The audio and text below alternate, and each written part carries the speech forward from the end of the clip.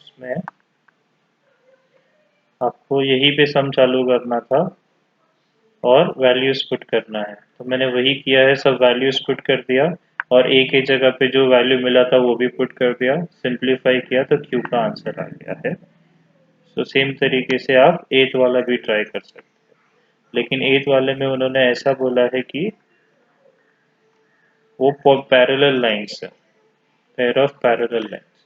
तो जैसे perpendicular lines का इक्वेशन है a plus b equal to 0, वैसे ही पैरेलल लाइंस का इक्वेशन है h square minus a b is equal to 0। You put the values of h a and b, एक चीज का जो एक अननोन है उसका आंसर मिल जाएगा, और वैसे ही आप मेन इक्वेशन में पुट कर दीजिए तो दूसरा आंसर मिल जाएगा। इसके बाद जो 9th सम है, क्वेश्चन देख लेते हैं। Equation of pair of opposite sides of a parallelogram are this and this. Find the joint equation of its diagonals. So they have told that एक पेयर ऑफ ऑपोजिट साइड्स का joint equation ये है parallelogram के, और दूसरे pair of opposite sides के equation ये है। सो अगर ये पता है तो हम लोग इसके सेपरेट इक्वेशंस निकाल सकते हैं, जैसे फर्स्ट सम में किया यही एक्सरसाइज के। तो देखते हैं कैसे निकालेंगे।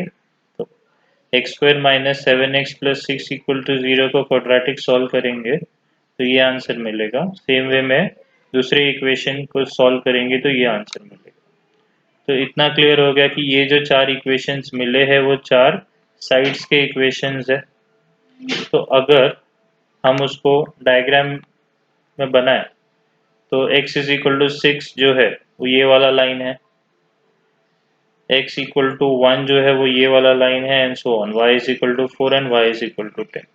तो इनका जो पॉइंट ऑफ इंटरसेक्शन हुआ है वो मैंने लिख लिया।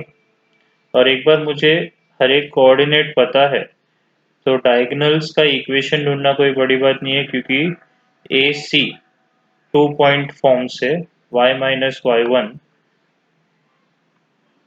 Upon x minus x one is equal to y two minus y one upon x two minus x one में मुझे सिर्फ ए के जगह ए के जो कोऑर्डिनेट्स है वो x1 y1 में पुट करने हैं और c के जो कोऑर्डिनेट्स है वो x2 y2 में पुट कर देना है। तो मुझे ये डायगोनल का इक्वेशन मिल जाएगा। सेम तरीके से मैं दूसरे डायगोनल का इक्वेशन निकालूंगा b और d पॉइंट्स लेके, और एक बार वो दूसरे डायगोनल का इक्वेशन मिल गया तो मैं ये इक्वेशन और दूसरे इक्वेशन को मल्टीप्लाई कर दूंगा, क्योंकि क्वेश्चन में उन्होंने जॉइंट इक्वेशन ऑफ डायगोनल्स पूछा है। अगर सेपरेट इक्वेशंस ऑफ डायगोनल्स पूछते तो यही आंसर होता और सेकेंड वाला जो आता वो आंसर होता, बट क्योंकि जॉइंट इक्वेशन पूछा है तो आपको दोनों को मल्टीप्लाई भी करना पड़ेगा।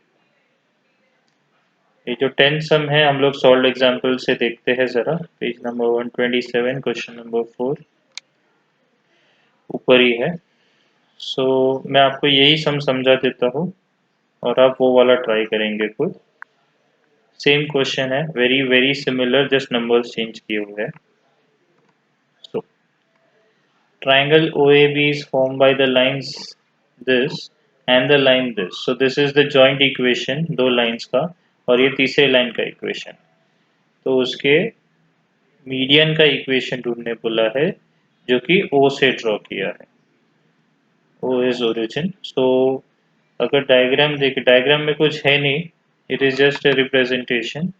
तो ए बी अगर देखे तो उसका मिड पॉइंट का स्टैंडर्ड फॉर्मूला से पी पॉइंट ये मिलेगा x1 plus x two upon two y one plus y two upon two. उसको साइड में रख देते हैं। फिलहाल हम क्या करेंगे कि ये दोनों इक्वेशंस को साइमल्टेनियसली सॉल्व करेंगे ताकि हमको उसका इंटरसेक्शन पॉइंट मिल जाए, क्योंकि एक बार इंटरसेक्शन पॉइंट मिल गया, आप ध्यान से देखेंगे तो ये लाइन और ये लाइन का जॉइंट इक्वेशन उन्होंने दिया है और ये लाइन का सेपरेट इक्वेशन दिया है। तो अगर मैं ये वाले लाइन को और ये दोनों का जो इक्वेशन है उसको सॉल्व करूँ तो मुझे पॉइंट ऑफ इंटरसेक्शन मिलेगा। एक बार मुझे पॉइंट ऑफ इंटरसेक्शन मिल गया तो x1 y1 x2 y2 की मदद से मैं p पॉइंट निकाल सकता हूँ, क्योंकि वो तो मिड पॉइंट है a और b का। तो ये फॉर्मूला से मुझे p मिल जाएगा, और o तो ओरिजिन है, तो ओरिजिन तो 0,0 होता है। तो मुझे o पॉइंट का कोऑर्डिनेट भी पता होगा और मुझे p पॉइंट का भी कोऑर्डिनेट पता होगा, और मुझे ओपी का तो इक्वेशन ढूंढने को बोला है क्योंकि यहाँ पे ओपी इज द मीडियन। सो सम उतना ही है कि आपको सिर्फ इसको और इसको सॉल्व करना है, उससे पॉइंट ऑफ इंटरसेक्शन लाना है, उसके आगे सम बहुत इजी है। सो सबसे पहला स्टेप वो करते हैं, तो ये जो x plus y minus two है वहाँ से y is equal to two minus x मिलेगा, जो कि हम ये वाले इक्वेशन में पुट कर देंगे। तो वो वाले इक्वेशन में पुट करने पे एक it will become a quadratic equation in x। उसके बाद आप क्वाड्रेटिक इक्वेशन को सॉल्व करेंगे नॉर्मल मेथड से, तो आपको आंसर आ जाएगा x1 और x2 का। इन्होंने क्या किया है, इन्होंने एक थोड़ा सा कॉम्प्लिकेटेड अप्रोच लिया है, जो अगर आपको फॉर्मूला आता है तो बहुत इजी लगेगा, क्योंकि क्वाड्रेटिक इक्वेशन का रूल है कि sum of the roots is equal to minus b upon a, standard formula.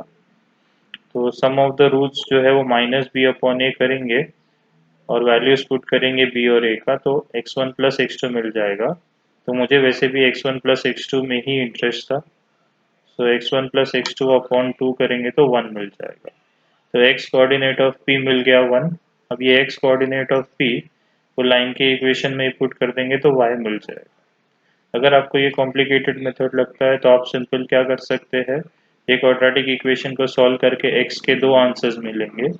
वो जो दो आंसर्स है, वो पहला आंसर एक बार इसमें पुट कीजिए तो y का एक कोऑर्डिनेट मिलेगा, दूसरा आंसर जो आया है वो x में पुट कीजिए तो y का दूसरा कोऑर्डिनेट मिलेगा। पहले वाले को x1 y1 मान लीजिए, दूसरे वाले को x2 y2 मान लीजिए और फिर p का वैल्यू निकाल लीजिए। Is the same thing. Once we are getting the value of p which is 1,1, उन्होंने वही 2 पॉइंट फॉर्म ले लिया है जो मैंने पिछले सब में बताया, y minus y1 upon x minus x1 is equal to y2 minus y1 upon x2 minus x1। Simplify किया तो ये इक्वेशन मिल गई। So you can try this 9th sum or 10th sum alone. It is the same thing, सिर्फ number change किए हैं, पूरा का पूरा क्वेश्चन सेम है। So let's come to the last question of exercise 4.3 and this chapter. Find the coordinates of point of intersection of lines represented by this equation. So इसका direct formula है text book में, so I have just written that formula. ये जो equation है वो copy किया मैंने, equation को स्टैंडर्ड फॉर्म के साथ कंपेयर किया तो a b h g f c का वैल्यू मिल गया और ये फॉर्मूला दिया है टेक्स्ट बुक में। तो फॉर्मूला में सिर्फ वैल्यूज पुट करना है, आपको आंसर आ जाएगा।